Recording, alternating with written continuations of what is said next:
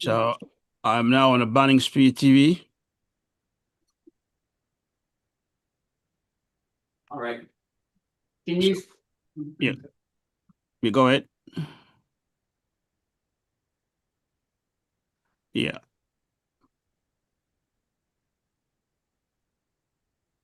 So what we do from here? You're ready? I think you're live now. Yeah, you're live now. Okay. Oh, comrades, brothers and sisters. I am Luwezi Kinshasa. I'm your host for this emergency webinar on Ebola outbreak in Africa, in the Congo and the Uganda. First of all, just want to apologize for starting late. We had some technical issues. That's why it took us about 10 minutes to get those problems resolved. So I just want to thank you for your patience. And today we're going to have an important webinar, as I said. I have distinguished guests.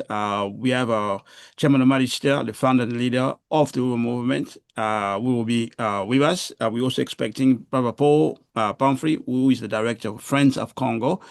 And with those two distinguished guests and myself, we'll be taking you through this webinar. And before we start, we would like to call on everyone, please, to like the program. If you are on YouTube or Facebook, please like, share with your friends, alert everyone else that they need to join this important webinar. As you know, nobody can speak for us. We have to speak for ourselves in this period of general crisis of what we refer to as colonial mode of production. You got crisis everywhere, in the Middle East, in Africa, in Europe, in the United States, wherever you look, you see crisis. And it's important for Africans, particularly with this question of Ebola, to intervene so we can begin to discuss among ourselves and propose solutions that will benefit not only our people, but will allow us to continue to advance, to develop our work until we achieve what we refer to as African self-determination, because that is one of the objective. We need to be free. We need to be self-determining people. We need to be in charge, in destiny, in charge of our own destiny. So you've been watching this Ebola outbreak. You have seen, I'm sure, all kind of interventions coming from, the so-called health organization like World Health Organization, WHO, coming from USAID, coming from Trump's administration, and so on. The most important thing to begin with, we need to know what's going on, what's happening to us. And the first point we like to make is this Ebola virus is not natural. When we say it's not natural, we basically want to say it's a new disease. It's a disease developed in the laboratory. That's what we believe. And we're going to share some facts with you. You have to know that this strain, these variants of Ebola we're dealing with, they refer to it as Bundu Diogo. That's the name that they came out with. But the first time we heard of Ebola virus, that was in 1976. And even today, it's not really clear where it started, but it's almost simultaneously appeared in the Congo and the Sudan in two different places in Africa, about 700 miles apart, 1,000 kilometers apart between the two places, in what they call Zara in Sudan, and also what they call Yambuku mission, Yambuku hospital mission, basically something that was run by the missionaries in the Congo. Now, what we need to basically know is that an investigation was carried out, but what they referred to at that time as an international commission made of scientists from different places around the world. That was under Mobutu. Mobutu was in power in that time in the Congo. They talked to the people, and they came with conclusion. The people told them that this disease is unknown. It's not something that has a history. There is no history of it until 1976. Unknown. The people don't know anything like that, never seen anything like that before. And also, the colonial bourgeoisie propaganda began saying that this disease might come from bats or monkey meat or things like that. The outbreak happens, this is the date they came with. Even the dates, of the beginning of this outbreak, is questionable, but the date that we are given is the 1st September until the 24th October. That's when the outbreak came under control in 1976. So they come through the area. They collected samples from rodents, mosquitoes, antelopes, you name it. They took blood samples for all those animals in that region in a radius of 70 kilometers. They could not find what they call a reservoir of that disease. Or if they say bats were carrying it, they couldn't find any. They took samples. Villagers collaborated with this commission, but they couldn't find a reservoir that points to them, yes, this is where the Ebola began. This is where naturally they are found. They couldn't find it. And we told this is the 17th outbreak of Ebola in the Congo. So in every case, they failed to show us the reservoir of those bats or any other animals. The same way in 2014, you remember the Ebola outbreak in West Africa. They said they found a reservoir. It wasn't in Guinea. But when they checked it, when scientists, everyone scrutinized it, no. There is no proven reservoir of bats or anything like that carry Ebola virus. So this points out to a lab-made virus. And Africans have to be really, really clear on that. And when we say this is biological warfare or biochemical warfare, and we've got a basis to say that history is on our side to say what we're looking at is definitely a biochemical warfare. I'll take a few examples. Tuskegee's experiments in Alabama, where Africans were infected with syphilis. You remember that? That's biochemical warfare. They don't have to come on TV and say the US government, is carrying biological warfare against the Africans. Just the facts are there. That this, in the 1920s, 30s of last century, and they let Africans go in the community with syphilis. You heard about what they call chlordecone. Chlordecone is a highly toxic pesticide the French used on banana plantations in Martinique and Guadeloupe in the 70s.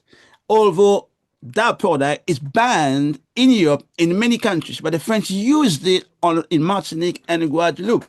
Guess what? The Africans there, they have the highest rate of prostate cancer in the world as a result of that pesticide. So the French never declared a biological warfare against Africans in Martinique and Guadeloupe, but the facts shows, after that. Another example, you remember the United States government using what they call USAID, that so-called, what they call it, kind of charity, international charity organization, which is a branch of the United States policy, basically to control Africans, colonized people. So through USAID, they carried out a campaign under the pretext to stop what they refer to as African, what do they call it again? African swine fever in Haiti in the 70s. They ordered the African government under Baby Doc, the Duvalier sellout family that was in charge, in order to stop the so-called African swine fever. Haiti has to eradicate all the pigs in Ireland. Can you imagine in a rural area in Haiti, Africans depend on those pigs to live on, to produce. So 1 million of pigs were eradicated. Now, statistics or studies made by scientists show that only 2% of those pigs were infected. 2%, but they eradicate all that with devastating consequences for the African peasants in Haiti. We're going to give you more example. You remember in Iraqi war, the U.S. used Iraq to attack Iran after the successful Islamic Revolution in 1979. So in the 80s, the United States and its allies, France and the rest, they used Saddam Hussein and the Iraqi government to attack Iran. And they armed Saddam Hussein with gas to gas the people of Iran. And they killed off Kurds and things, people like that. We're talking of like 50,000 people killed. So what we're looking at in the Congo is not something like is new. I can give you also the example of smallpox blanket given to indigenous people in the Americas. So when we say biological warfare, that's reality. When we say 17th outbreak of Ebola, that's another reality that the United States government, the imperialists, they want Ebola to be there, since 1976. It's a part of population and resource control. That's what's happening in the Congo right now. I'll give you another example, and I think this is important for anyone who has a doubt. I have basically a statement. It's coming from a U.S. lawyer, Professor Francis Boyle of the University of Illinois. And this guy was responsible for drafting the law Congress regarding biological weapons, I think, in the U.S. Let me just make sure what I'm reading to you is correct. Is the American legal authority who in 1989 drafted the law Congress enacted to comply with the 1972 Biological Weapons Convention in the US. So that's really significant. This is what he said.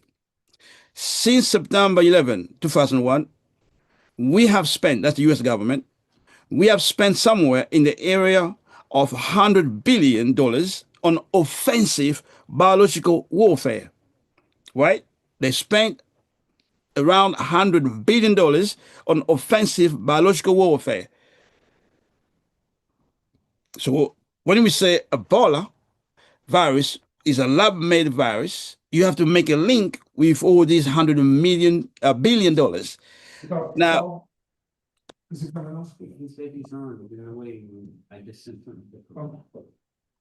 that something I need to do on my end? No, you're good. Yeah.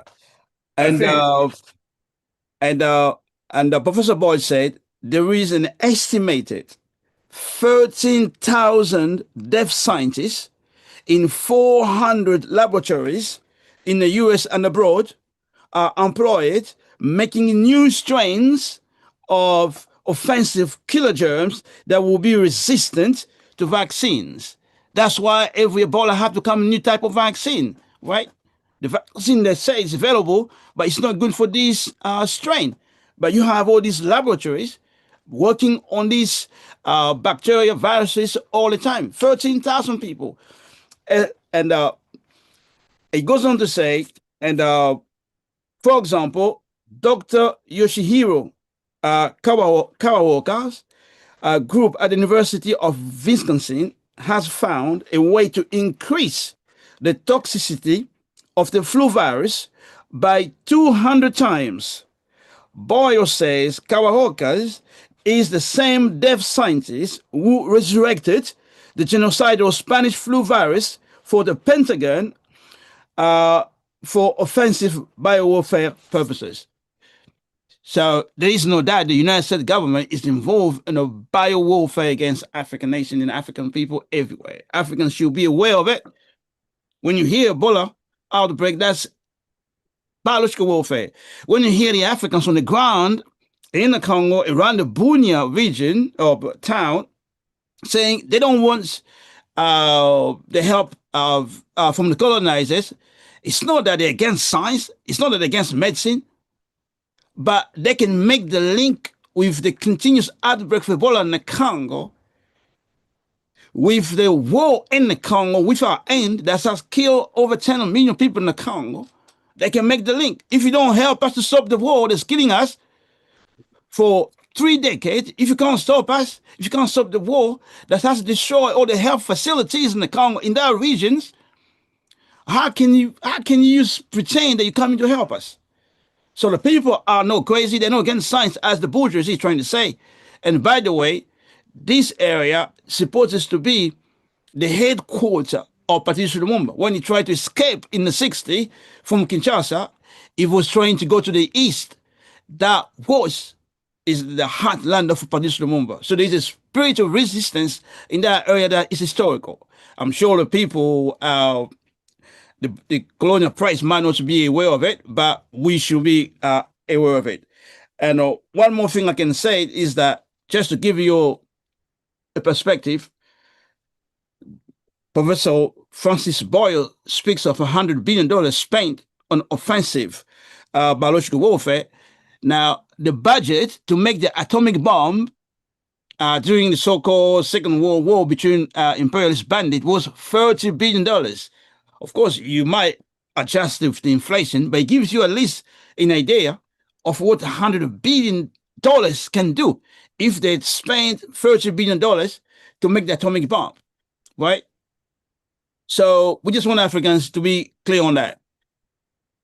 Now, of course, I didn't even speak of Dr. Death in South Africa, another concrete example of biological warfare against Africans, infecting Africans with AIDS and all kinds of viruses in the community as a part of resource and population control to maintain colonialism as a mode of production. Now, you will not hear this from the bourgeois press. They're not speaking about that. They're not making a connection between the economy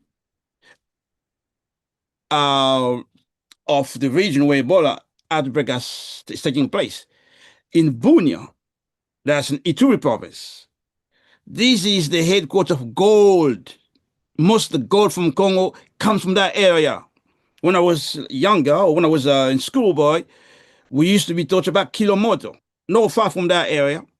That's where gold is produced. A lot of gold comes from there. Going where? Going to Dubai, going to India, going to US, and Dubai sells it to the US and other places. So this is outbreak of gold too, right? So we should be very clear, because they're sending all these people coming to us as if they're coming to do us a favor. You hear the government of Congo and the other forces there, government Kenya, our African scientists saying our partners are helping us. No, they're not coming to help us. They're making billions every year out of gold. There should be a gold tax to fund healthcare throughout the region. Now, in the Kivu and in the north and south of Kivu, just next to Ituri province, this is the coltan region, right? There you have no mobile phone and laptops. There are other minerals you can talk about. Just pick up these two. Resources and population control. That's what Ebola is for. There are other things, because in my inaptitude to get papers together, I wanted to read you another quote about, I'm not sure where I put it, but these were colonizers clearly talked of population control. They saying that you have to use biological warfare. They give a concrete example, like in Asia, they said, to get the population to surrender, right? So nobody talks about freedom or self-determination. Nobody talks about that. Everyone is talking about where can you get some vaccine and things like that. When the really question, the critical question, is it doesn't matter if it's Ebola or any other virus. The question of African self-determination, the end of colonial mode of production, must be in the center. Whatever we do is to facilitate our struggle to go to its ultimate conclusion. We have to be free, united, and have our own universal healthcare system, have our own economy, produce for ourselves. We cannot remove that from the discussion. As the bourgeoisie, they're trying to frame everything that the only thing you need some partners to help you to isolate people better, to test people better. Yes, we want all these things. We want people to be tested efficiently so nobody can spread the disease. Yes, we want people to be quarantined. We want all this to happen. Whatever the doctors, medically can propose, we agree for that. But it's a political question. It's a question to end colonialism as a mode of production. That we have to win everybody, our doctors, our nurses, everybody, our people, to put in the center of the discussion. It's not just a question of talking about illness, things like that. It's a political question. We want a political response. But what is missing is the people's participation. Everything they do, they blame the people and pull the people outside of the answers. No, the starting point for us, African Internationalists, the people have to be center of that. That's why we're having this meeting, because we want you watching this program, to be part of the answer. We're going to mobilize the African nation and our allies around the world to have our own response. We're going to make demands to the government. We want you to do this and that. But we know the solution must be in the hands of the people. And that's why we've been organizing for decades, to bring everybody to political life, to understand that everything we want, we have to do it ourselves. And the masses have to be back in political lives. And this basically meeting is a part of it. So I think my time here is up. So I'm going to be disciplined. So anything else, when we have a discussion, we can come back to it. Do we have Brother Paul?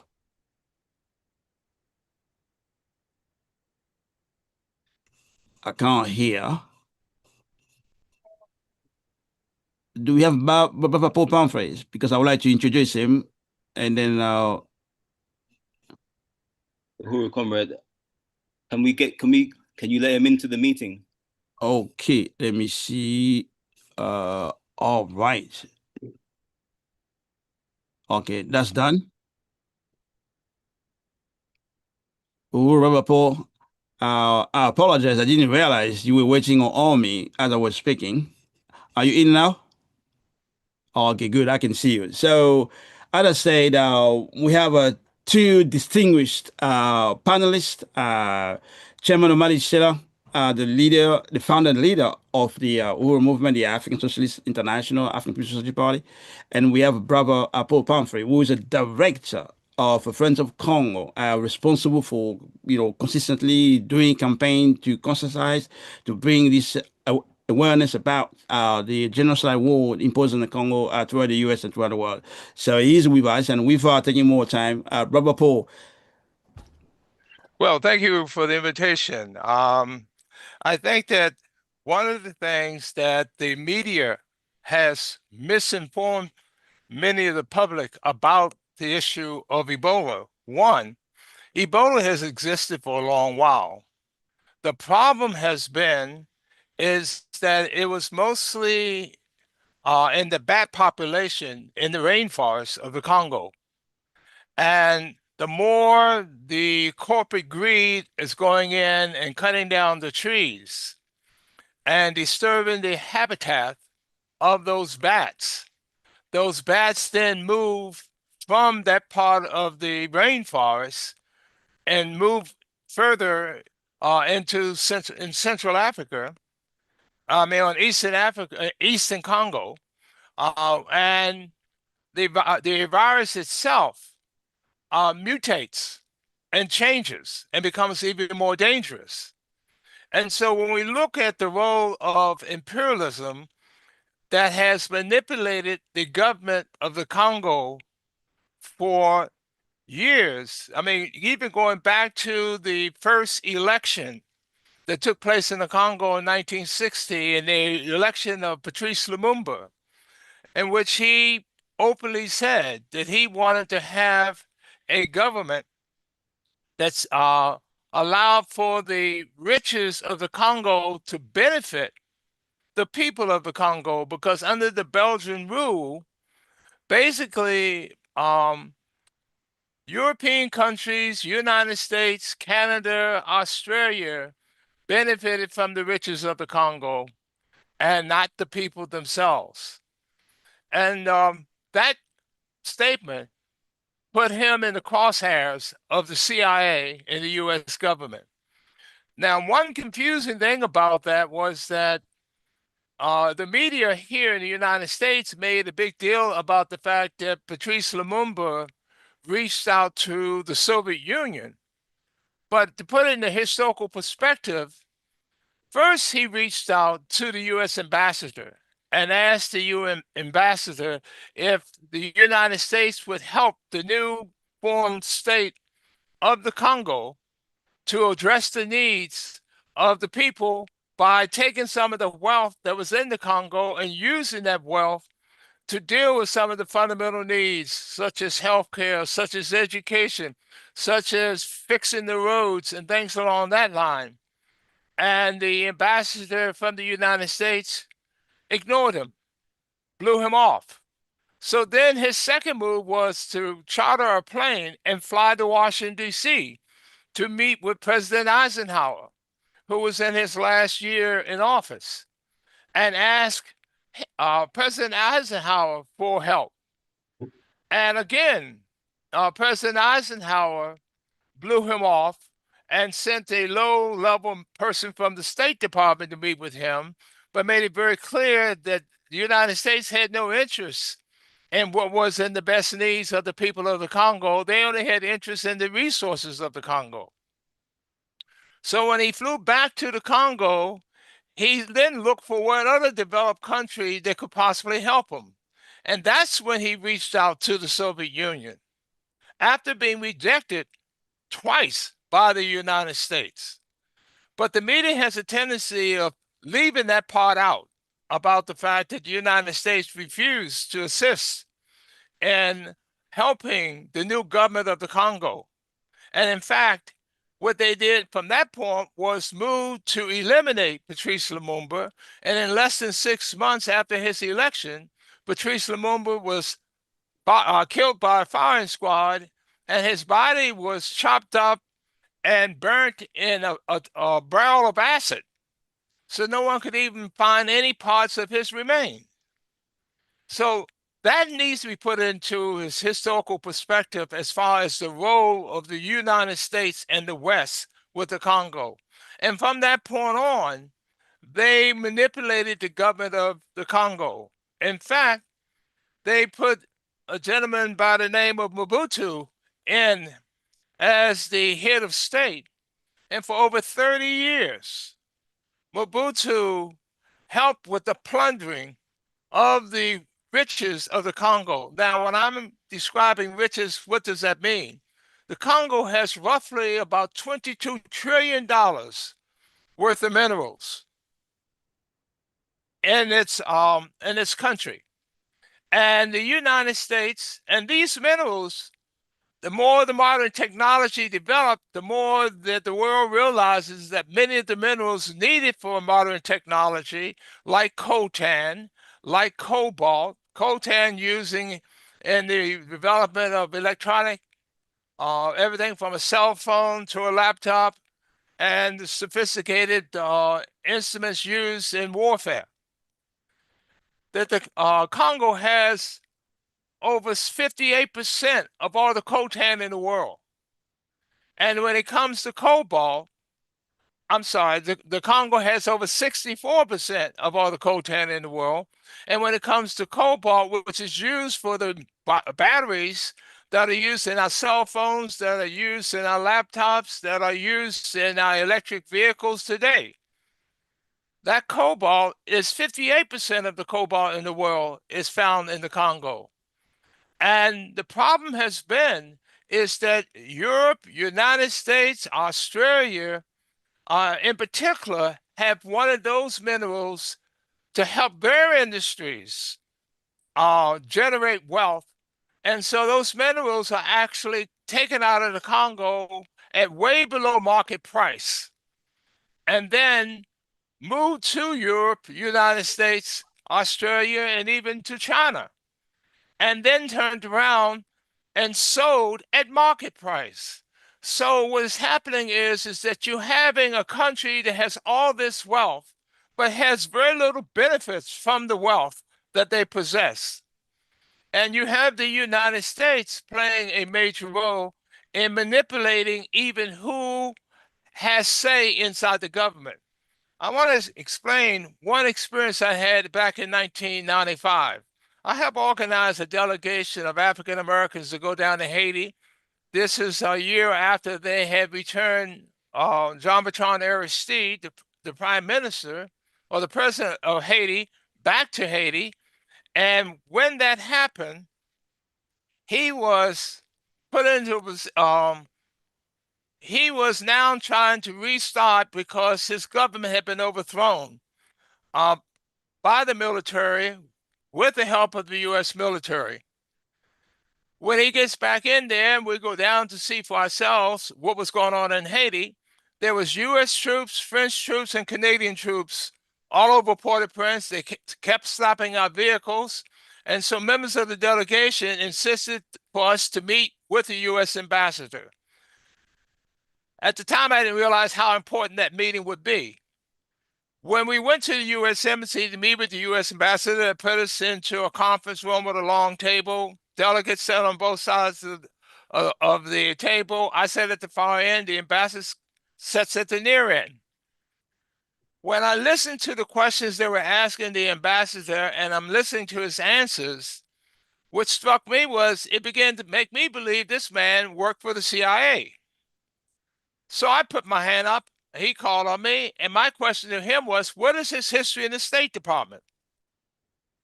He looked at me and smiled, and then he said that he was in Congo Brazzaville. He gave me the year. And that was when the Congo Brazzaville had a coup d'etat. Then he moved from Congo Brazzaville to Liberia. He gave me the year. That's when, again, Liberia had a coup d'etat.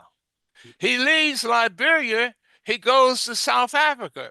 Right after Nelson Mandela wins the election, and he then instructs the white regime, before Mandela took over, the white regime to spend all the money in the budget, so Mandela had no money to pay the military or the police, which would have guaranteed a bloodbath when he started his term.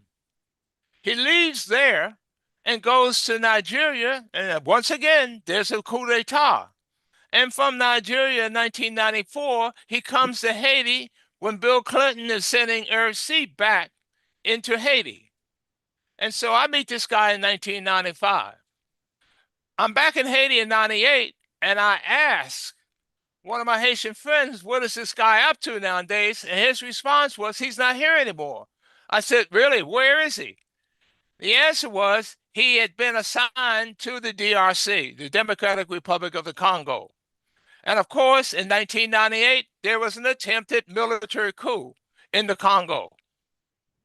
So it appears that the United States government has people dressed up as ambassadors who seems to play a major role in military coups throughout the diaspora. And his name is William Swing. I encourage the listeners to look his name up, William Swing. Well, in 2000, they were successful in carrying out the coup because the president of the Congo got support from Zimbabwe, Namibia, and Angola, and they defeated the troops from Uganda and Rwanda who came there to kill the president of the Congo. So he stays on as ambassador. He leaves his post as ambassador to the Congo on January 20th, 2001. And the president of the Congo, Laurent Kabila, was killed on January 16th. So 4 days after the president of the Congo was finally killed, he leaves his post, comes back to Washington, retires from the State Department. And my response to that was, at least this guy is out of the State Department. But I made another mistake, because in 2006, when I was an international observer to the elections in the Congo, William Swing was head of all UN operations supervising the election in 2006. And so again, there was another corrupt election inside the Congo where the people of the Congo were not allowed to choose their government. And this is another example of how the US imperialism undermines democracy and help and take a country that has tremendous amount of wealth and rob that wealth from that country, preventing that country from using some of that wealth to address the needs of the people in the country. And so when we look at what's going on in Ebola, we must look at it from that context of how imperialism has undermined. Now, the virus itself was known to be in the bats, but as the rainforest is being cut down in the Congo, bats now have to move their place of where they live further inland towards the central part of the Congo. And as they move, Ebola begins to mutate. And this is again how the Ebola virus ends up being found in a populated area. Now, the central part of the eastern part of the Congo, where these mines are, where these minerals are, you find that many of the local community have actually had people from other parts of the country move to that community to mine, artisanal mining for the gold, for the coltan, for the cobalt, because that's the only main means of income that they find themselves having. Many of the people who had lived in the rainforest were immune to the Ebola virus, but people moving in from other parts of the Congo and other neighboring countries, such as Rwanda and Uganda, are not immune. And so you have a government that has all this wealth leaving the country, and not taking the benefit of some of this wealth to use to build a better healthcare system, to build a better place for people to actually generate income to support themselves and their family, to build a better healthcare system.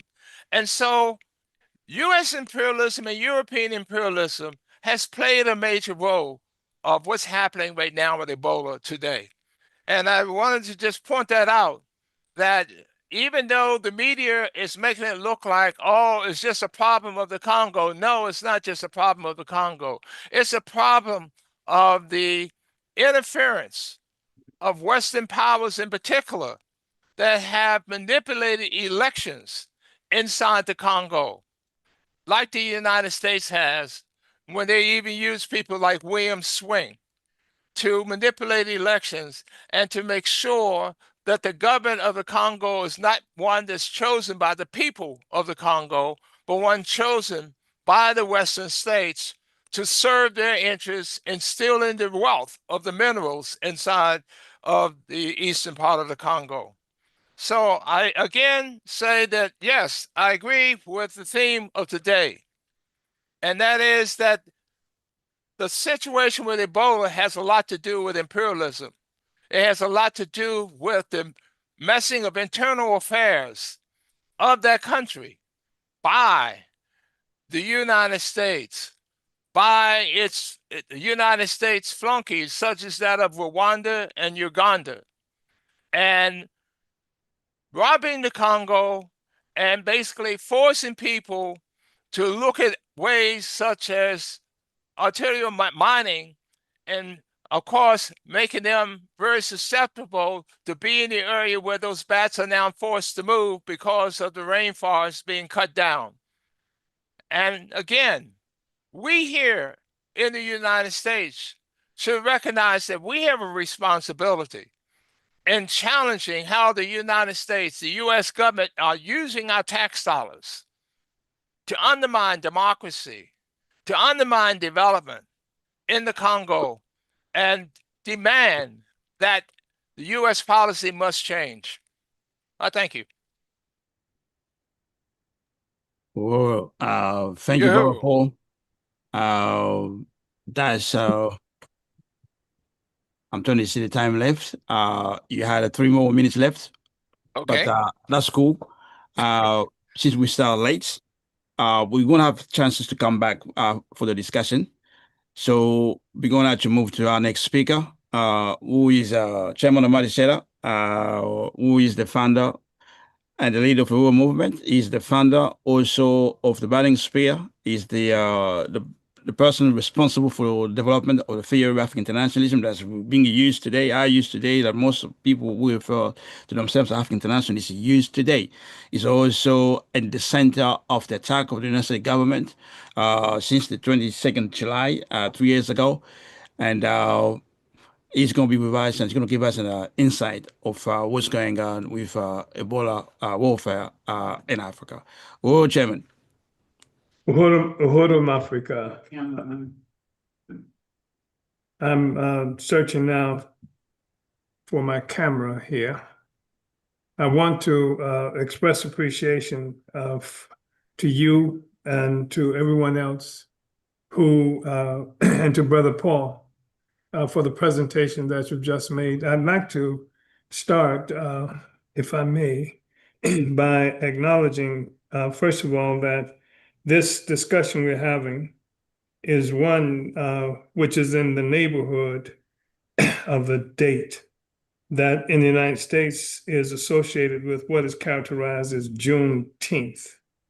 And I wanted to do that because this concept of Juneteenth makes a statement about the frame of mind and how African people and others around the world have been taught to understand this question of freedom for Black people, for African people, which is really what this webinar is all about in the final analysis. And of course, Juneteenth is a reference to how, despite the fact that in 1863, I think it was, is there something that's trouble? It's not. I might try to turn this one on, turn it off. Okay. Despite the fact that in 1863, I think it was, the President of the United States had declared a formal ending of colonial slavery in the United States, and that it was something like 2 years later, in 1865, before this was something that was consolidated, and specifically it's referred to as something in the western part of the United States. But the fact is that the so-called Declaration of Freedom for African People, 1863, only made free those African people who were living under the control of the Southern plantocracy, those who continue to control slavery on the ground in the real world. So the end of slavery was the declaration of freedom for African people in this country was actually a part of the strategy of the United States to use that declaration to mobilize African people within the southern part of the United States, where the U.S. was involved at that point in war. So it was a strategy of war more than anything else, and that's one aspect of the point I would make. And the other aspect is that this has been characterized as the second Declaration of Independence, referencing the 1776 Declaration of Independence that the colonizers, the Europeans who came and took this land from the indigenous people and initiated the process of colonial slavery of African people as well. This is referencing that this 1776 was which is which is something that's celebrated here. And in fact, on July 4th, this year, there will be a major celebration of the 250th anniversary of the Declaration of Independence when this country was supposedly made free. So the thing is about the Juneteenth is that African people have been put in this situation, have been trained and to understand that this was a remarkable event, and that it was a criticism of the white people in the West, of the colonizers in the West, for delaying the freedom of African people. And so now with Juneteenth, we have what's supposed to be freedom. But of course, the problem is that the fact that the African people were enslaved, and the fact that it was in 1865 before this proclamation of freedom for African people was made for African people was made, really liquidates the fact that we shouldn't have been enslaved in the first place, and that the ones who there's no reason for gratitude, for celebration. But this is something that has been identified as a primary event for African people, celebrating our freedom. And to the point that what has occurred recently is that Juneteenth has been declared some kind of national holiday. And that for this national holiday, a flag has been made for African people, a Juneteenth flag. And I've seen African people raise this flag in the United States in a very proud and celebratory fashion. And that flag is red, white, and blue. It is a modification, iteration of the US flag, where African people voted for our own flag in 1920 at a massive conference that was convened by the Universal Negro Improvement Association and African Communities League, and that's the red, black, and green flag that you can see over my shoulder here. That was the flag and is the flag of African people. So I'm just mentioning this in terms of how mindsets can be and false consciousness can be created by our oppressors. So that's one thing I want to mention. The second thing, I think, just going to this matter of Ebola, and as a form of, as it's been correctly characterized as biochemical warfare against African people. And it's exactly what it is. And there shouldn't be any doubt about that. And there have been examples of, I think that satisfies me completely in terms of the history of the United States and the so-called Western powers. These are the colonial powers that are responsible for creating the existing economic and political configuration of the world. The history of these so-called Western powers, which is white power, up and down the line. That's exactly what it is that we're talking about, that became white as a part of this process. Before now, they were not characterized as white people. They self-defined as white people in the process of creating a world economy that revolved around the enslavement of our people that began some 600 years ago in its current iteration.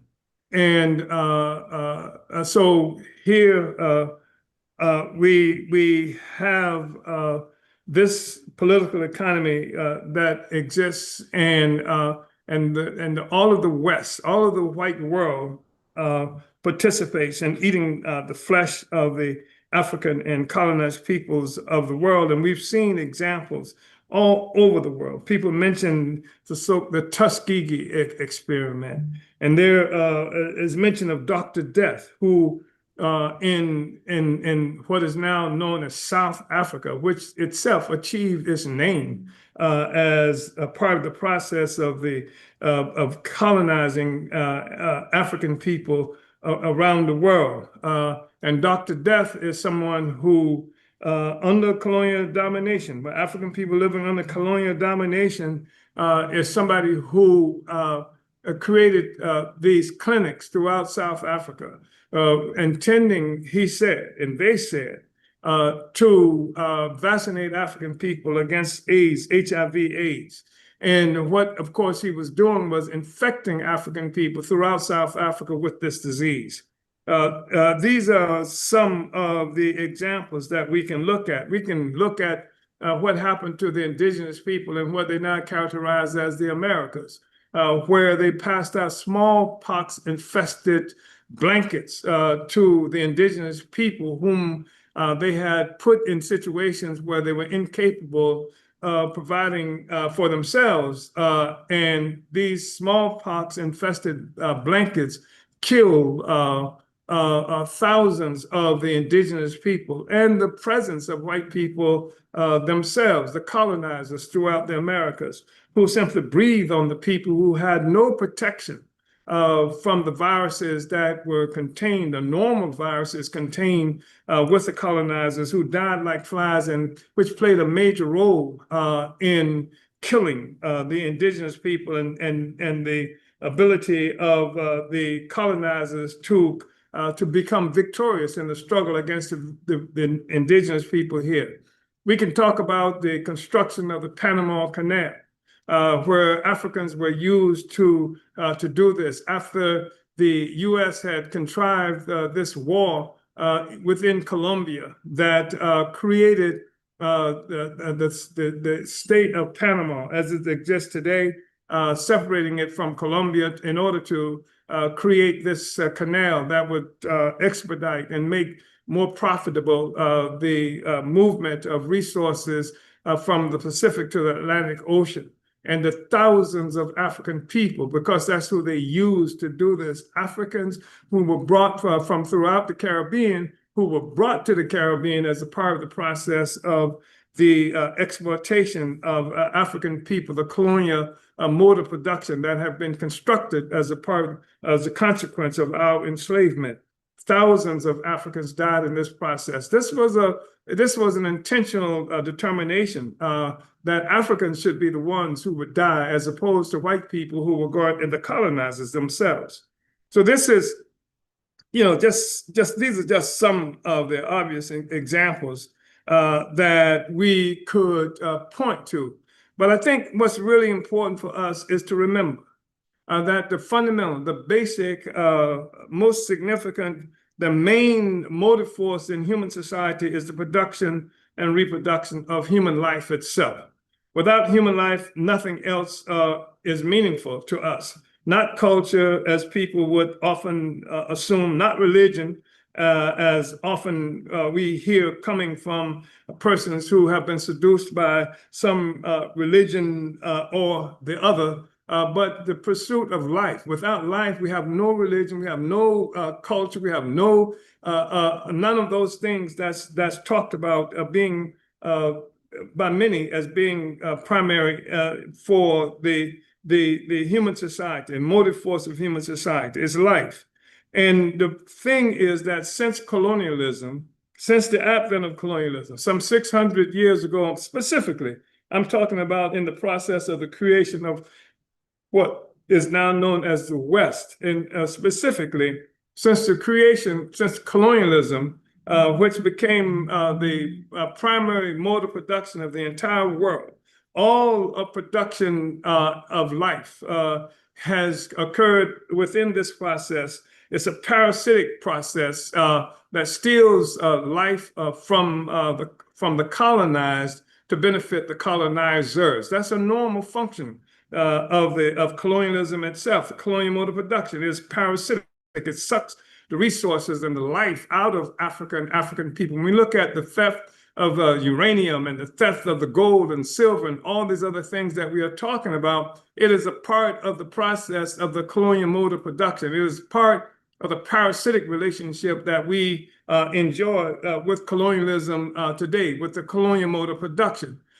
So you look at just an average lifespan of the colonizers, that is to say, white people in the world, compared with those of us who are colonized, whether that's any place in the so-called Americas that's been recently created through this process of colonialism, or Europe that's been recently created during the process of colonialism. You look at the lifespan, the difference in the lifespan, you see the huge span in terms of this differences and how the white world, the colonizer, has such an incredibly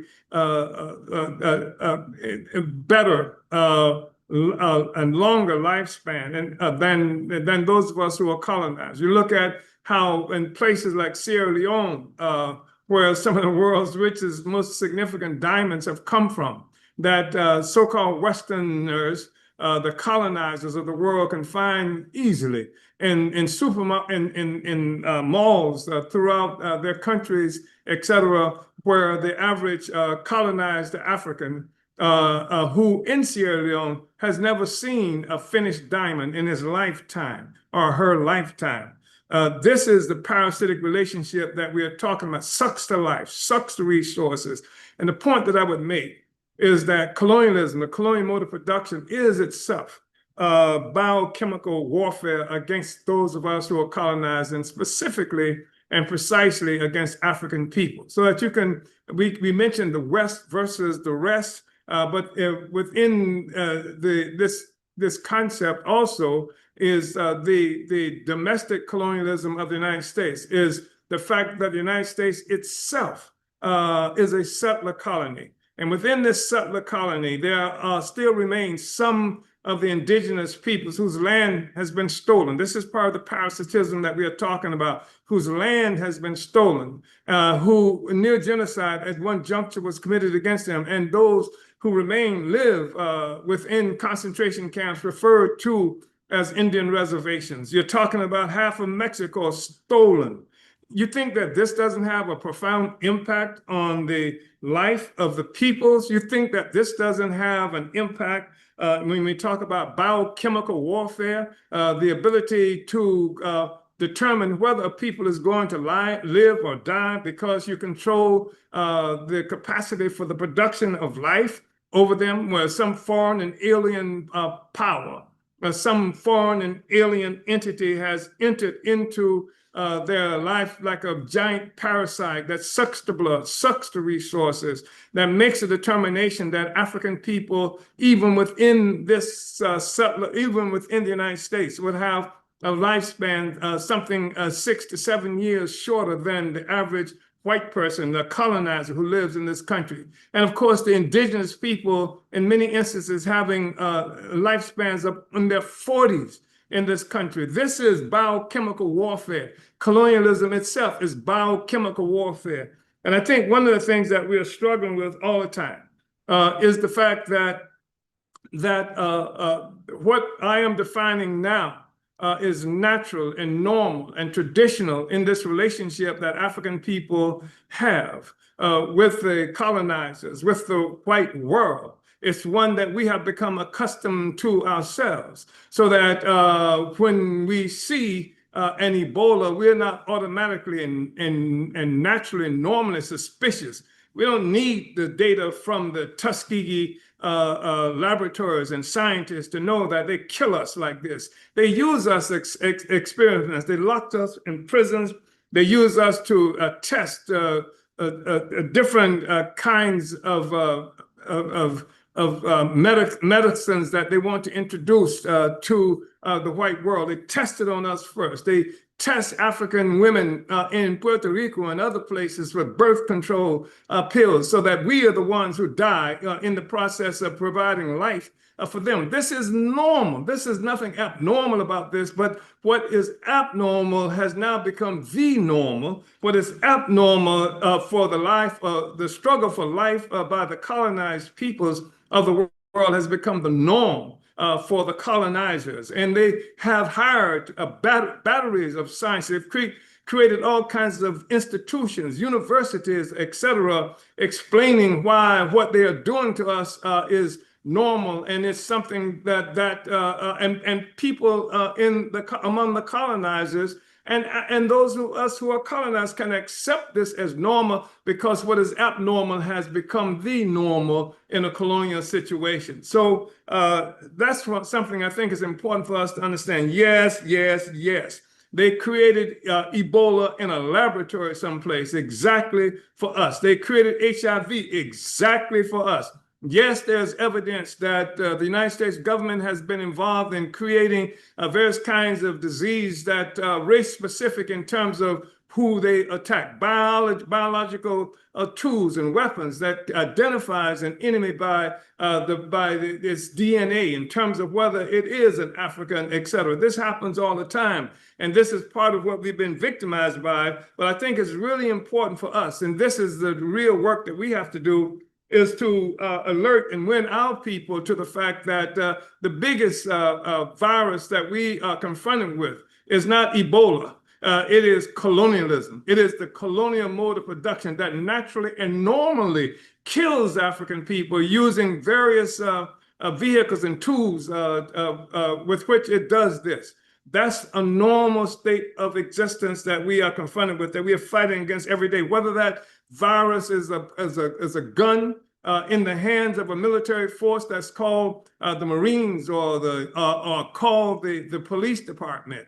It's part of the virus of colonialism that kills us all the time. And yes, Ebola is a part of that. And the various diseases that we suffer from all the time is a part of that. Is joblessness and hunger, they are parts of that. Is moving us from habitable dwellings is part of that. Is destroying and locking us into situations so that we do not have the ability to grow our capacity for quality habitation, living spaces and things like that is part of that. All of these things constitute a part of the biochemical warfare that's being made against us.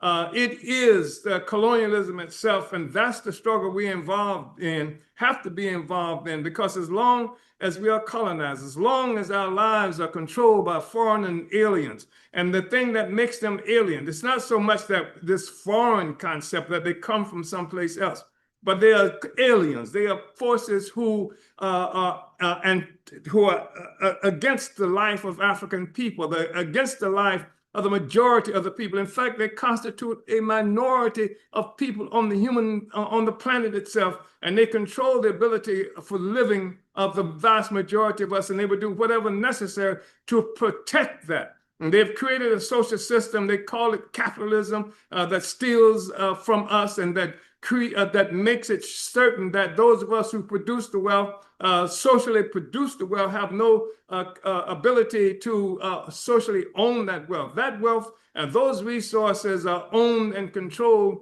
by colonizers, who are called capitalists in this instance. And when I say they're called capitalists, which is not the same as saying that sometimes they have deputies from among our own communities who we call neo-colonizers, who we call white power in black faces and white power in brown faces. That's what colonialism looks like, and we can identify it because it's a parasite.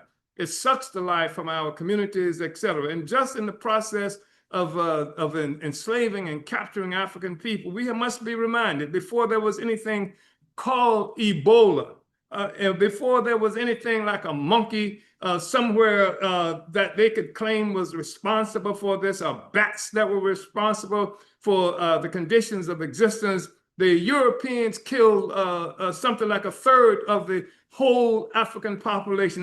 They killed something like 200 million of the 600 million Africans who were alive at that time. And that was not Ebola.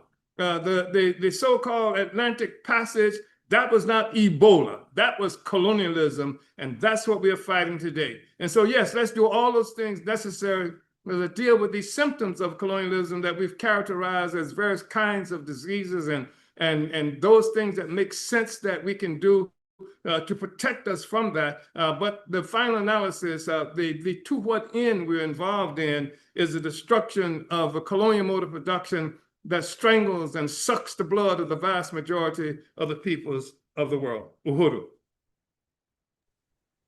Well, Chairman, thanks so much for your leadership and insight on this subject. You made it clear. Colonialism is biological warfare. Want everyone who's listening to definitely unite with that.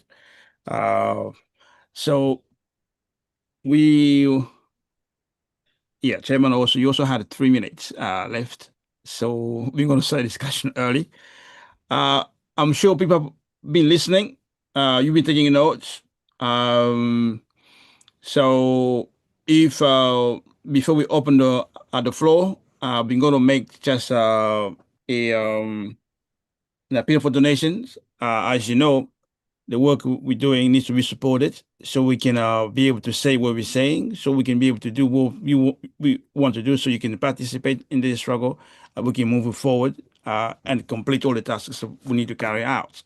So, and we are aiming for a modest sum of $300 for this event. So, Comrade Garega, if you can put the details, people can see it. I can't see it from here, but if you can put the slide where people can see where to go to donate. So we're going for $300. As I say, it's a modest sum. When you just heard the colonizers have spent 100 billion dollars just to mobilize around this biological warfare, and $300 is a small sum. We can definitely afford to move the struggle forward, and this will help us basically come back stronger for the next event, because we want you to get involved. We need to have a people's response against Ebola, which is basically, as the chairman said, people's response against colonialism. And we want to be able to have our own answers, our own solutions, so we don't have to have all these parasitic forces you see all over Africa, all over Congo, all over Uganda, talking about containing Ebola. None of them saying anything about eradicating Ebola as a part of eradicating colonialism. So, Carrega, as I said, I can't see it from here, but I hope people watching, they can see it.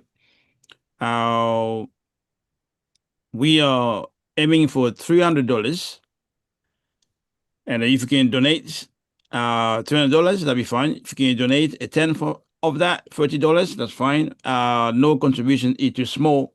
All the contribution you make will make us stronger, keep us independent, and allow us to carry out all our objectives without compromising. So, as I said, also the chat monitors, if you can, send any information regarding donation, if it's on Facebook or it's on YouTube. As I said, I can't see what's going on. I can only see the coverage with me in Zoom, but I can't see what's going on our YouTube or Facebook. We will appreciate that.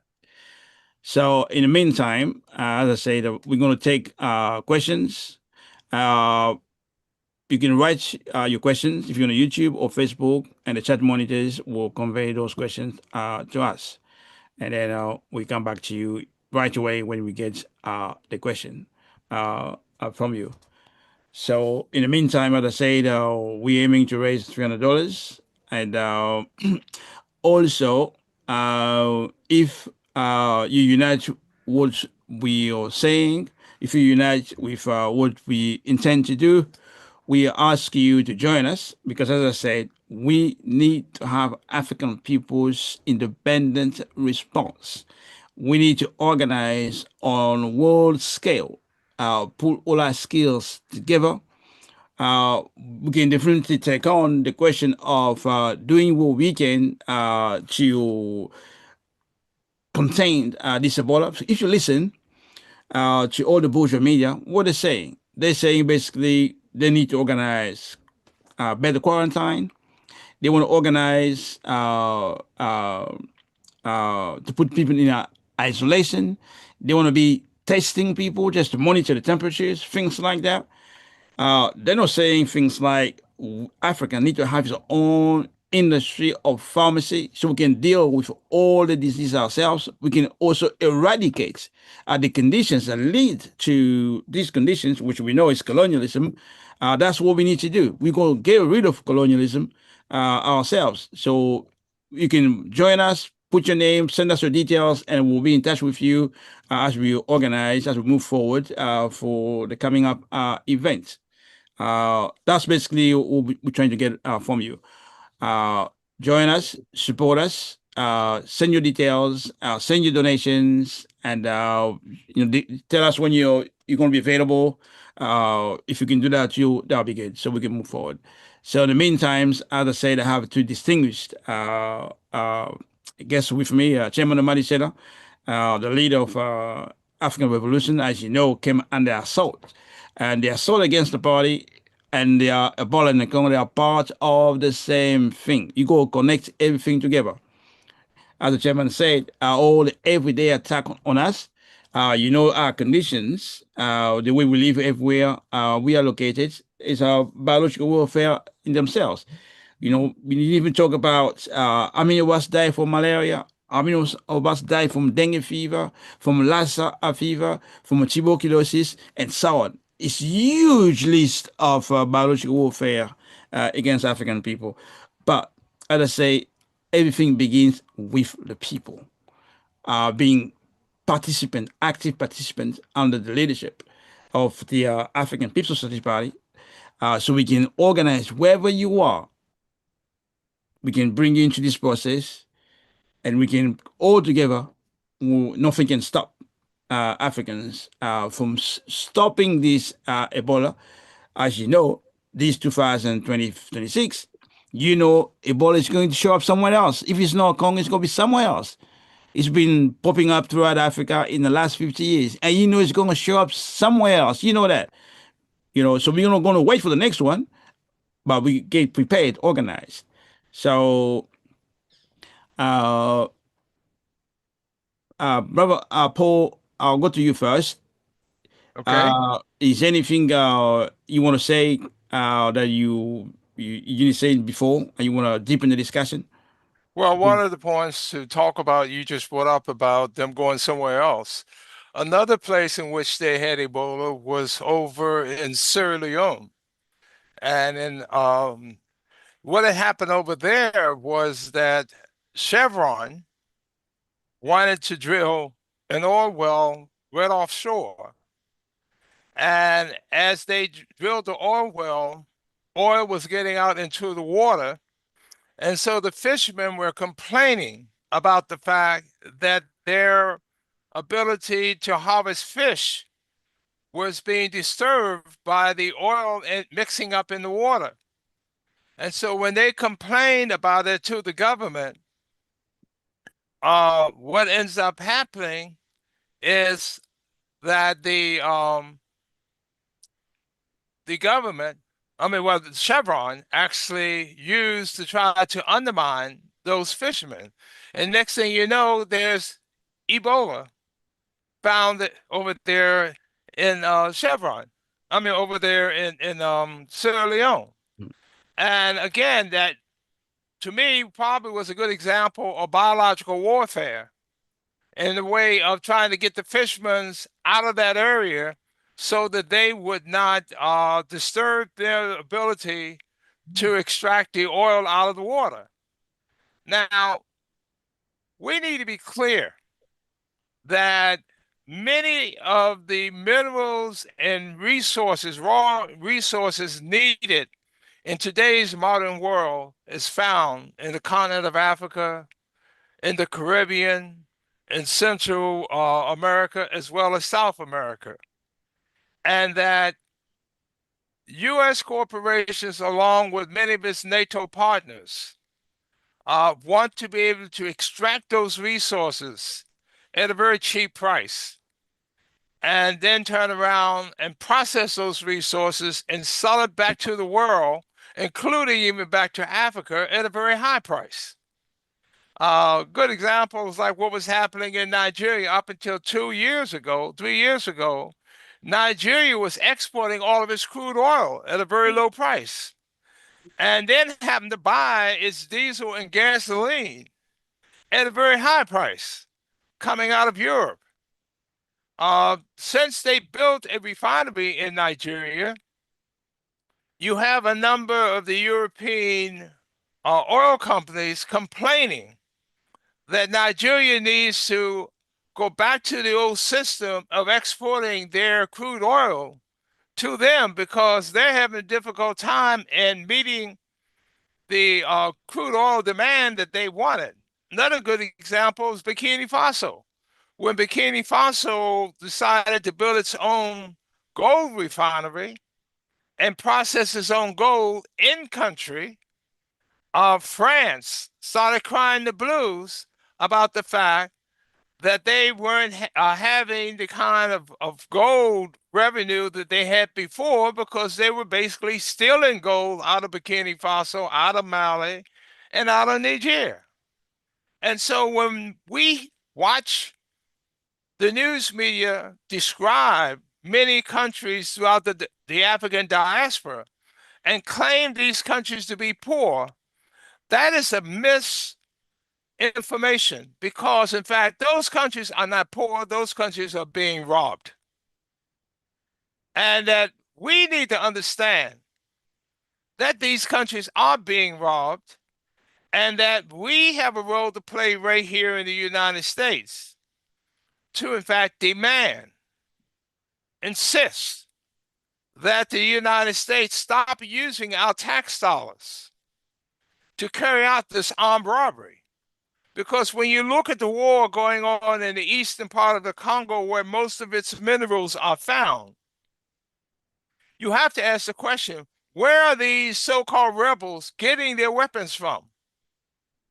Congo doesn't make weapons. Rwanda doesn't make weapons. Uganda doesn't make weapons. So where are all these rocket launchers and automatic machine guns are coming from, along with their bullets and their rocket shells? Where are they coming from? And the answer seems to be quite clear. It's coming from places like the United States. Our tax dollars are paying for this rather than paying for better health care, rather than paying for better schools in our communities, rather than paying for things that we need, affordable housing. It's over there supplying weapons to countries like Uganda, to countries like Rwanda, to, in fact, supply these weapons to M23 so that they can push people off the land where these minerals happen to be located so that these foreign companies can come in and mine these minerals without having to deal with a complaint of them moving people off their land. They use these rebels, they use these governments such as Uganda and Rwanda, military, to push people off the land. So there's a direct connection between why we don't have the tax dollars to address needs such as housing, affordable education, daycare, and things along this line. And I must bring up one clear point. The United States spends over $1 trillion a year on its military. That's a budget greater than any 10 other countries in this world. So if you take the military budget of Russia, China, Great Britain, France, Germany, Japan, South Korea, Australia, Canada, and a few other countries and combine them together, it still would not be $1 trillion. So one has to ask the question, what do we need $1 trillion for? Are we protecting ourselves from Canada? Are we protecting ourselves from Mexico? And if not, why is the Congress, both Democrats and Republicans, agreeing on using $1 trillion of our tax dollars to aid and abet the U.S. military-industrial complex, to undermine countries such as the Congo, such as, the as I mentioned earlier, Sierra Leone. Why? We should stand up and say enough is enough and challenge both the Democrats and the Republicans in Congress to cut the U.S. military budget. I remember when Cynthia McKinney was a congresswoman, and that was one of the biggest things that she really challenged on Capitol Hill, was holding a full audit as to how the United States is spending its military budget. And she was blocked by both the Democratic Party and the Republican Party until they ran her off the Hill. We need to stand up and demand that there should be a full accountability audit on the U.S. military budget. We're looking at this war going on right now in the Middle East. Why?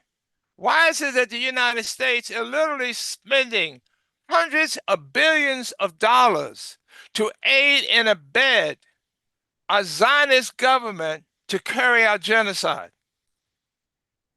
These are things that we need to connect and understand, that these are the things that need to be challenged. And we here, if we have a democracy, if we claim we're in a democracy, then that means each of us have a responsibility to demand these kind of answers from elected officials.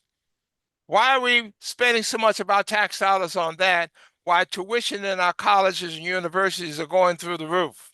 While the government keeps saying they don't have the money for affordable housing?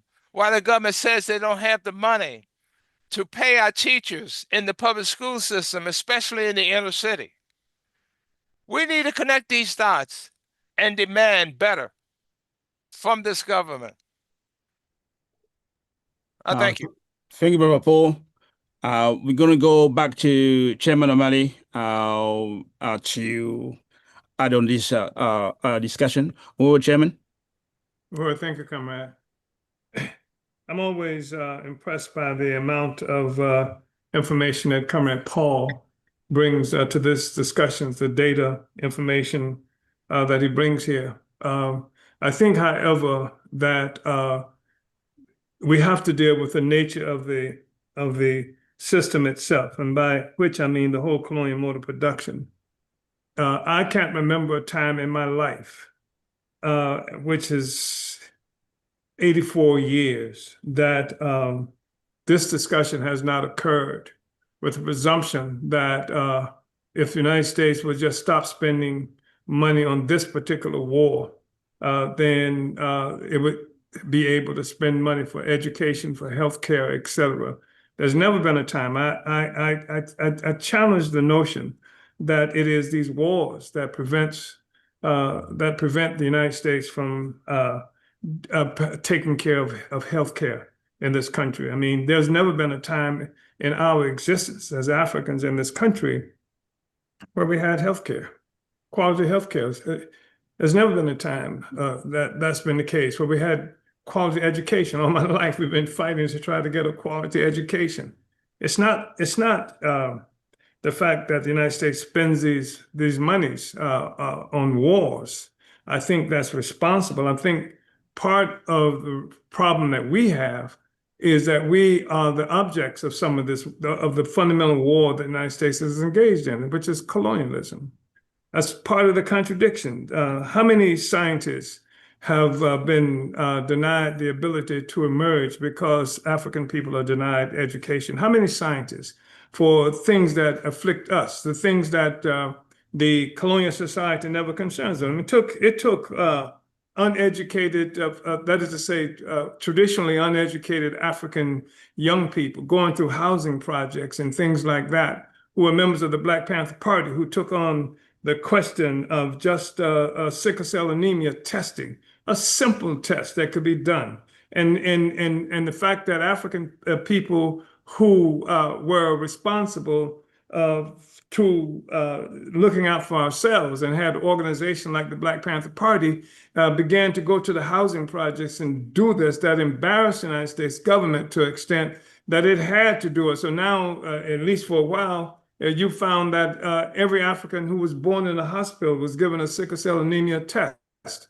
It wasn't because they were somehow misusing the money fighting wars. The fact is that we are part of the victims of the war that's being made. Look at education.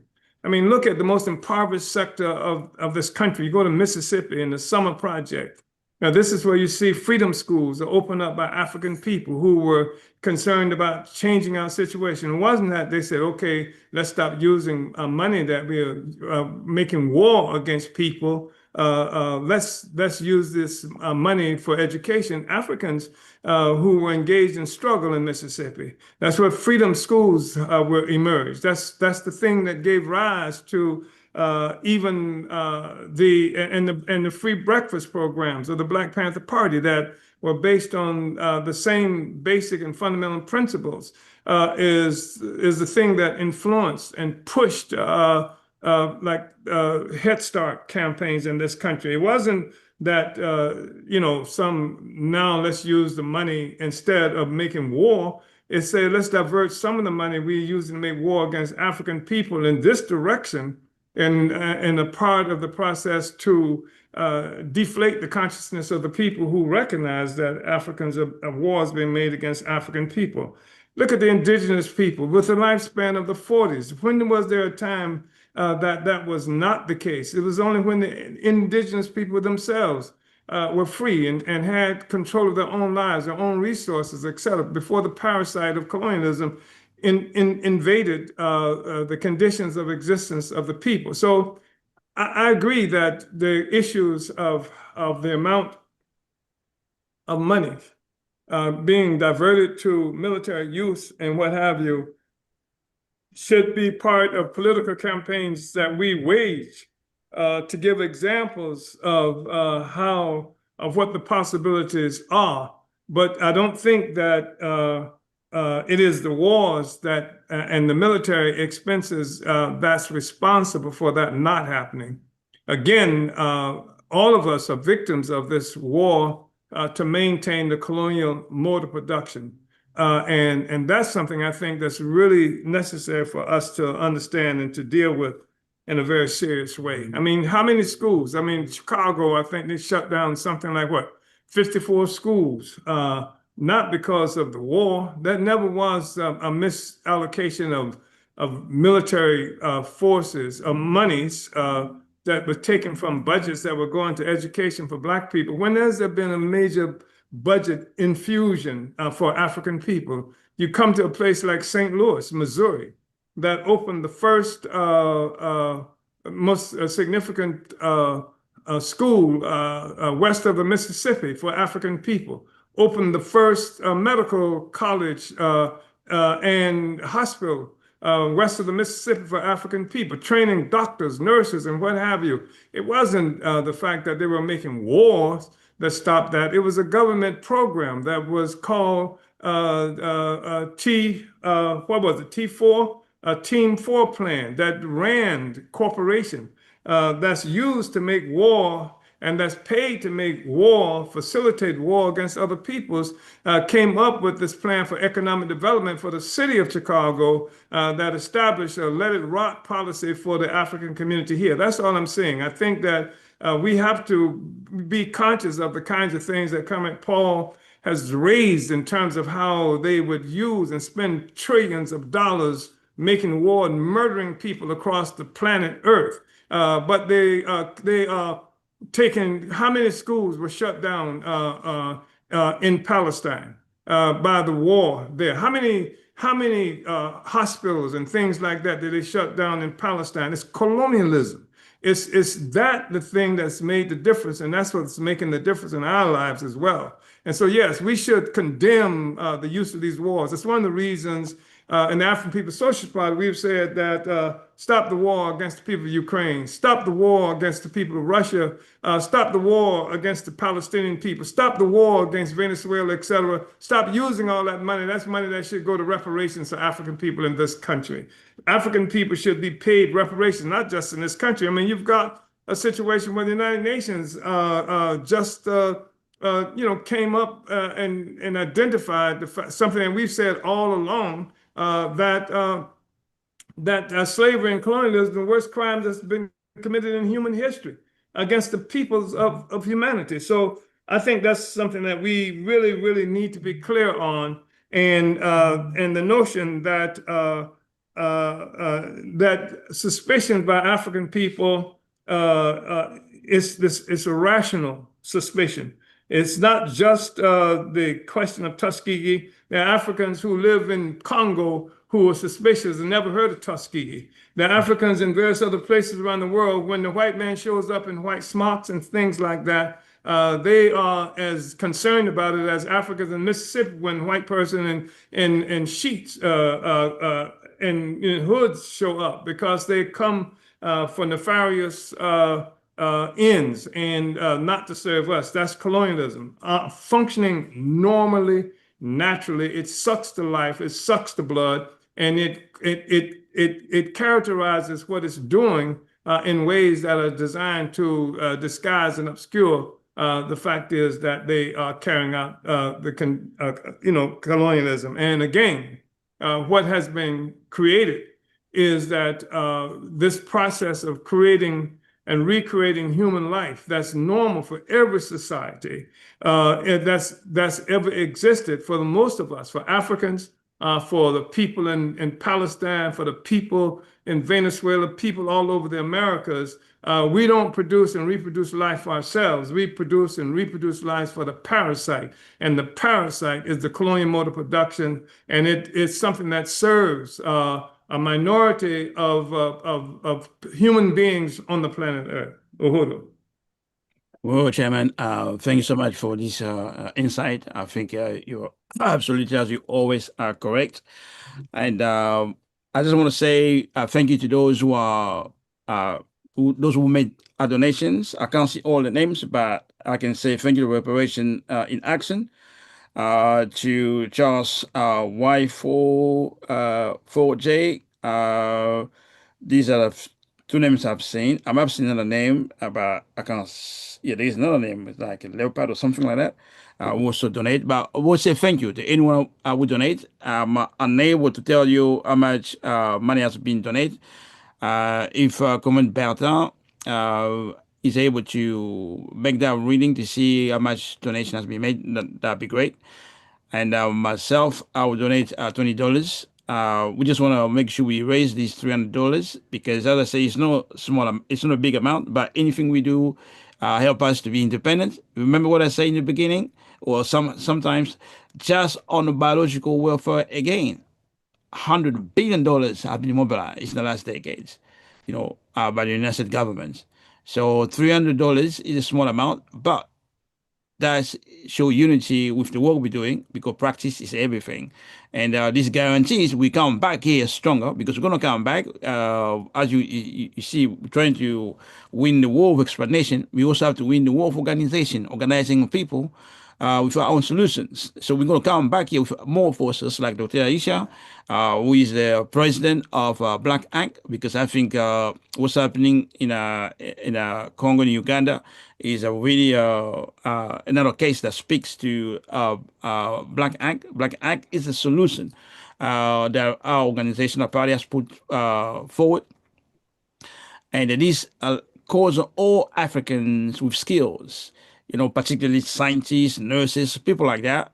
We can have our own response, because if you watch the African scientists on a TV, on a radio, what they're saying basically they're waiting on the colonizers to give them means to be operational, and they say the colonizers made promise they're not keeping. But we all know colonizers are not forced to keep the promises they make to us. That's part of colonialism. They make promises because they want to keep us as dependents on them. That's what they do, those promises. And you want to break away from those dependencies. We want to be independent. We want to have our own answers, our own solutions. And that will mean that we organizing, supporting the Black Act, making it real on the ground in Sierra Leone, in the Congo, in Uganda, wherever we are. But it cannot be done without your participation. And that's what we're calling on you to make that small contribution so we can meet our goals for today, which is, as I say, the small amount of $300. I also wanted to say a couple of things quickly. Some of you might have heard me speaking about it. Just on the question of origin of Ebola. We just want to be very clear. Up to now, there has not been a proven, the colonizer scientists refer to it as a reservoir. They mean by that the natural habitat, the natural home of the source of the virus. Usually they say the bats. They talk about it in the Congo, in Sierra Leone, in Guinea, but they have not been able to prove to say, okay, we went to Africa in that place, we documented it, we collect all the samples, blah, blah, blah. We went to the lab, we can show this is a reservoir. That has not been done. And the reason they can't do it, the other reasons, many reasons, but one, because it doesn't exist. They speak about it, but there is no reservoir. I just want people to be clear on that. I can read this document I have with me is a report from the International Commission. It was produced in 1976 after the first outbreak for Ebola in the Congo. So on the page 189, so the title of the report is Ebola Hemorrhagic Fever in Zaire. That's how Congo used to be known at that time, 1976. Ebola Hemorrhagic Fever in Zaire, 1976. It's produced by World Health Organization, so you can find that. So on the last page, I think, or page 289, it says, a definitive answer is essential to further ecological exploration of what is now a very mysterious agent. As in the case of Marburg virus, is similar to Ebola virus. The source of Ebola virus is completely unknown beyond the simple fact that it is African in origin. That's a contradiction. Right?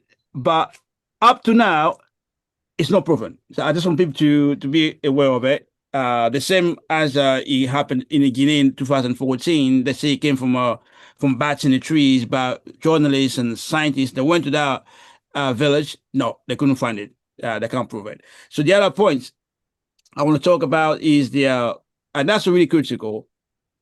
You cannot separate Ebola from the other diseases. It's the bourgeoisie press that has decided to make the outbreak of this Ebola a world discussion. Not us. They're talking about 500 deaths. It's a lot. But you haven't heard any press saying that the proxy war imposed on us by the United States government and its allies has killed over 10 million people in the Congo. They can talk about Ebola. I'm not saying 500 deaths is acceptable, but I just want to be aware. They'll talk about Ebola, but they will not talk about the 10 million dead in the proxy war to loot Congo for coltan and the gold and so on. You have to put them together. That helps you to understand. If they're prepared to kill 10 million people in the Congo, then you know they're prepared to use Ebola to kill us, because they kill us every day, right? Not just in the Congo. You can go to Sudan, Emirates, United Emirates Arabs, they're involved. Go to Congo, go to Dubai, they're all involved. Israel, the settled Israelis, they're involved. The British are involved. The French, they're involved. They're not involved in just one place, throughout Africa. You have to connect all this together. That's why we're calling on you to join this struggle to build a worldwide movement where we can coordinate all our efforts, all our forces on the planet and direct them where we feel like we have to, because we can win, we can make a difference. So that will mean that 1.5 billion of Black people can act in Bunya and Congo and make the difference, because it will make a huge difference. 1.5 billion Africans can act in Sudan, and the impact will be extremely powerful. We can act on what's going on in Haiti. We can act on what's going on in the United States. That's a new way of thinking, for acting. We're calling on Africans, wherever you are. Our salvation is in our numbers. They saying African population in the next, what, 30 years, it will reach like 2 billion people. That's a powerful number. But that number is meaningless if it's not organized politically to deal with the real issues, which is colonialism as a mode of production. As the chairman Omali said, every manifestation of our life under colonialism is Ebola, right? Malaria is Ebola, right? So you go put all them together, and you have to be part of the solution. We can't wait on the World Health Organization. They've been there since 1976. This is the 17th outbreak. What WHO has done? You said they've been there since 1976. All of these so-called international organizations, Médecins Sans Frontières, all the rest of it, they've been there for day one. Their job is not to eradicate anything. Their job is not to provide Africans with leadership so we can end colonialism as a mode of production. That's not their job. It's to maintain the relationship we have. That's their job, right? To maintain the relationship we have. So they say they are our partners, right? So they tell you what to do. In fact, Ebola in 2014 in West Africa and the Ebola of today are live testing of vaccines and things like that. If you listen to the news, what they say in 2014 in West Africa, Guinea, Sierra Leone, they, after a couple of months, they were able to do what? To come with the vaccines. Is that what they said? But if you check it, they have been testing vaccine before the outbreak of Ebola happened in West Africa. In fact, there is something on is a Facebook of the Sierra Leone government, I don't remember now, but where one of the authorities, I think from either Tulane University in the US, somebody would say, stop the testing, right? So what you see is happening in Congo is a live lab. It's a natural, it's like instead of being in a laboratory, they're using Africa as a natural lab to test all these vaccines because they're the one who come with vaccines, not the Africans. It's their programs. So we're going to stop all that, and we can stop it if we get organized. That's why we're calling on you to join us. Send us your details. So at the next meeting, we can say what we'll be doing to mobilize, to win Africans, to take on this question of biological warfare that's happening to us in the process of eradicating colonialism as a mode of production. That's really critical. That has to be the final objective. Eradicate colonialism as a mode of production. Build a new African nation that's free, that has its own power in the world, have our own economy, right? So we can have a future. So this cannot happen with you getting involved. That's really, brothers and sisters, the starting point is your participation. Yeah. We're not saying WHO is going to solve you or the UN or whoever. No. Your participation is a part of the answer because we have the answers, but our answers can't go anywhere if you don't have your participation. That's really is critical. So we have about 7 minutes before we end the programs. I'm trying to see if they have questions. So I've got access to YouTube. I'm going to see if they have any question. I see a lot of people asking questions where to donate. There is a link by now. This has been shared already, but I have a lot of people asking, I would like to donate. Where can I donate? If the comment dealing with the chat monitors, can you make sure the link button is there? Because I have a lot of people saying that. So I'm trying to see people saying, as always, the chairman is always on point.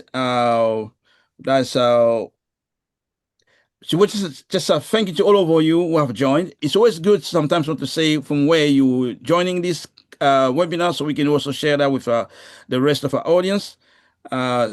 So there's a question here. I see. That's coming from Comrade Tafari, the director of Organization for African Socialist International in Southern Africa. in Africa, in all of Africa. So he says, my question necessarily is now, how can this virus affect us politically? No part of Uganda are affected also, plus the conflict in the region. Uh, that's a very good question. We say from the very beginning, Ebola virus is a political question. It's a political decision to control Africa resources and African population to maintain colonialism as a mode of production. So when you hear there is an outbreak of Ebola, that's colonialism in motion to maintain the status quo. In fact, to deepen our colonial conditions. You got to remember that so-called independence happens because the struggle for Africans was on the rise. In Africa, in the United States, in the Caribbean, Africans' population struggle was on the rise. So that's how we were able to snatch so-called political independence. But in reality, as you know, that was given to the African people bourgeoisie to maintain status quo. And in between, in that 60 years, this attacks against the African people has been relentless. You know, IMF structural programs, paying back the loans, all kind of programs. You go over in Africa, infrastructures have been destroyed, hospital destroyed. Wherever you go, you don't see there's nothing there for the masses of our people.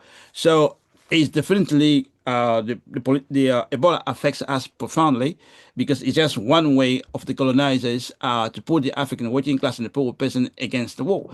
As some of the people say, to get that to surrender, right? And we say no compromise, no surrender. So bringing back the masses of African people to political life as part of one process to understand that we're dealing with one single economy that binds all of people on the planet, and particularly the outcome or the destiny for Africans depend on our ability to come as one people and tackling all attacks on us as one people. So if we are stronger, we can decide where we're going to intervene, and the full impact of our number and our organization will be felt, and that will speed up definitely our struggle to end colonialism as mode of production. That's what I can say to your question, Comrade Tafari. Chairman, we have Uhuru, about 5 minutes. So, Chairman, let me go first to Baba Paul, please do. and then I'll come back to you. You can do the conclusion of the webinar.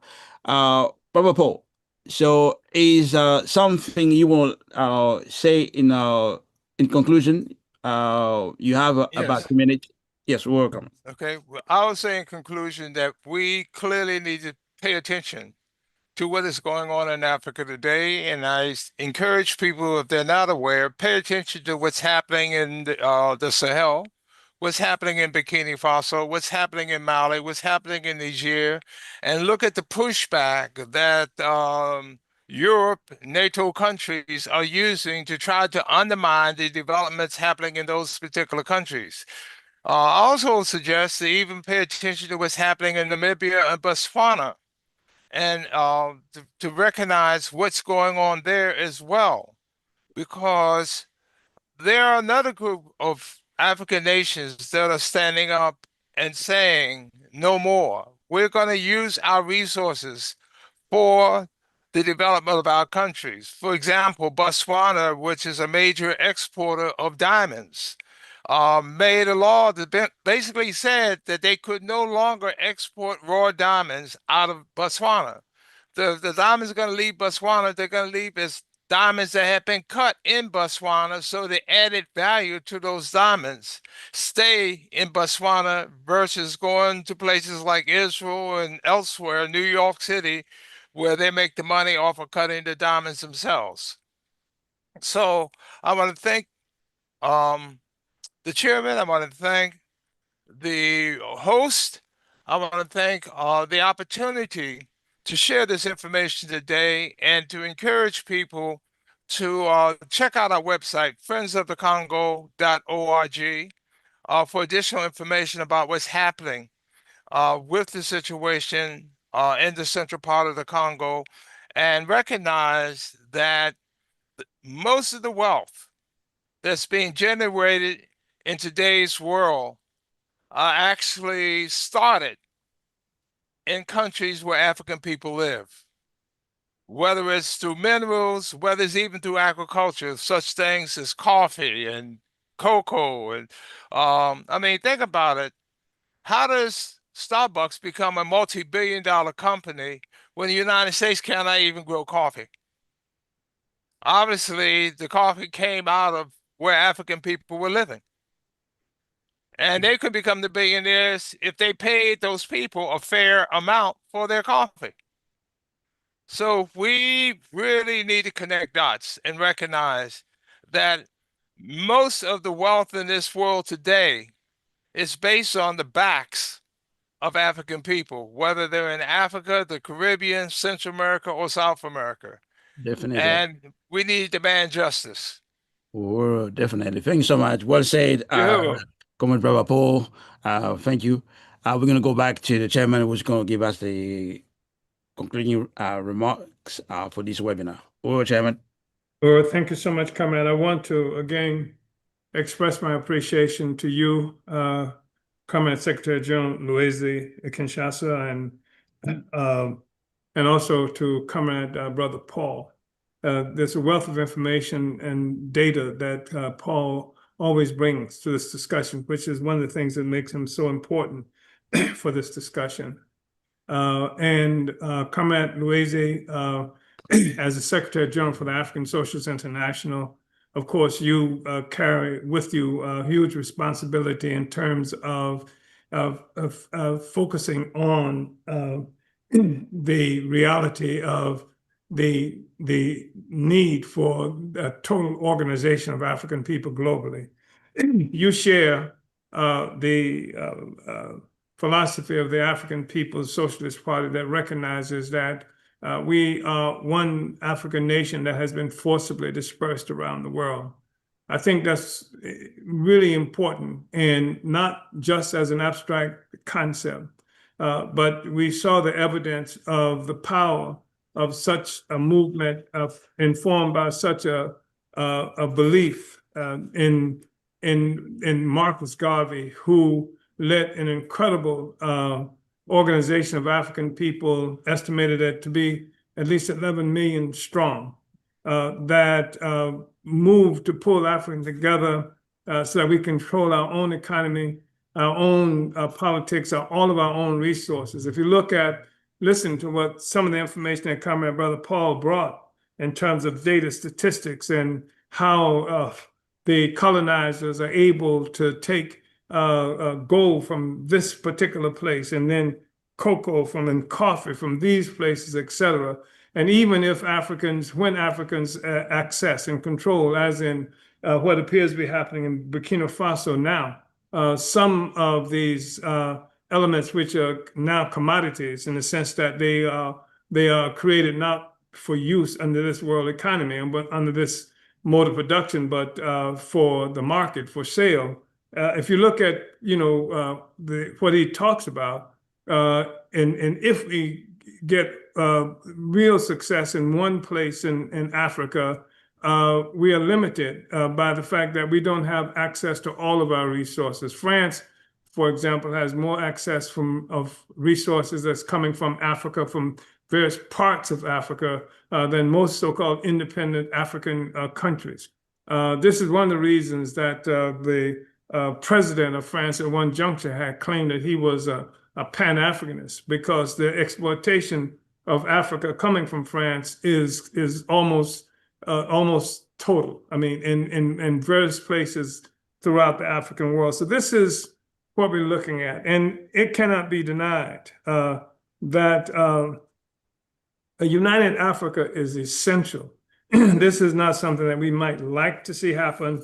This is not some Pan-Africanist illusion or concept. This is a recognition that the whole existing world order has its foundation and continues to exist as a consequence of an assault on Africa and the capture of African resources, denying those resources to Africa for collective use, and I mean collective use. I mean organized use. I mean recognizing that when we talk about independence for Africa, We're talking about both formal and informal independence. We're talking about independence that is direct and independence that's indirect, that's referred to as neocolonialism. There is not going to be any meaningful future for Africa as a whole without that occurring. And our colonizers understand this. That's why they do everything they can to control all of Africa. They don't just try to get a piece of Africa, they want it all. And this is what has accounted for their success, for the rapid development. In fact, Karl Marx, made the statement that talking about the foundation, the creation of capitalism, he says that the so-called wage slavery in Europe, that is to say, capitalism as it articulates itself, with people being able to sell the value of their labor power, or what is presumed to be a value of their labor power in Europe, requires as a pedestal slavery pure and simple in what is called the New World. That's the Americas and what is now called the Americas, and the places that African people have been forcibly dispersed to. But when they dispersed African people from Africa, they dispersed us in chains. And the chains existed from the continent of Africa to Trinidad, to the United States, etc. And every place that they colonized, every place they controlled, experienced colonial oppression and exploitation. In other words, when they forcibly dispersed African people around the world and inside the continent of Africa as well, they dispersed the African Revolution. And that's what we're asking people to join. We're asking you, brothers and sisters, Africans, to recognize that we are one Africa, one nation, and that our future depends on our being able to function in that fashion. We have to be more coherent in our relationship to this social system, obviously, than France and its relationship to our social system. We have to come in and become part of the African Socialist International, which is the African People's Socialist Party, wherever we are located. If we are in Trinidad, we become a part of the Trinidadian front of the African Revolution. If we are in England, we are part of the British front, England front of the African Revolution. If we are in places like Burkina Faso, we are the Burkina Faso front of the African Revolution. It's one revolution. That's essential if we are ever going to be free of the disease of colonialism, this biochemical warfare that's being made against us every day of our lives, and we have only touched on it. We haven't even got to the issue of what it means in terms of psychological effects of African people globally, not being able to see a future, and what that means even in terms of the biological impact it has on us. People tied up in permanent frustration for not being able to express our aspirations, to express our fears, to express our hatred of a social system and those who perpetuate that social system against us. We are one Africa, one nation, and we have a responsibility. So we're calling on you to join the African People's Socialist Party, wherever you are located. And you can do that by going to apspuhuru.org, apspuhuru.org, wherever you're located.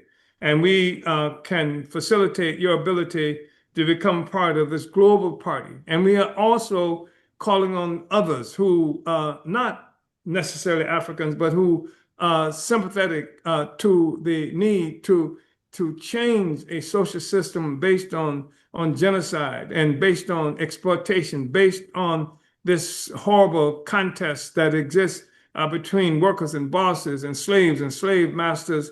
We're asking all of you to give support to and join with us, because we can create another world. We have to create another world. Otherwise, we will always be victimized by the worst disease that's possible to imagine. In fact, the United Nations said it just the other day in terms of it being slavery and colonialism, the colonial mode of production. So thank you, Comrade S.G. Luwezi.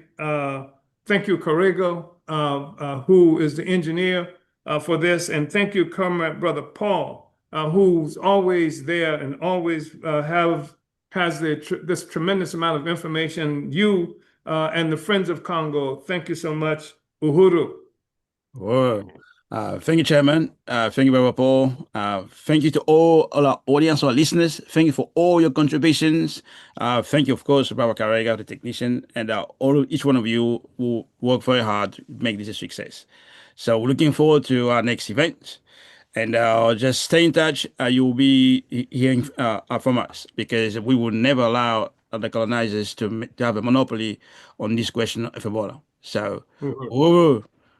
Uhuru. Relentless. Vanguard up. Uhuru, Uhuru. Yoo-hoo. Uhuru. Uhuru, Uhuru, Uhuru. Uhuru, my freak. Thank you. So let's see.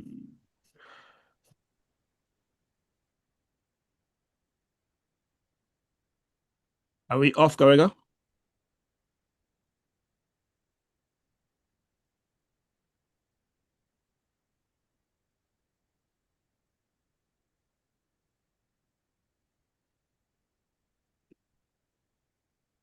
Let me see.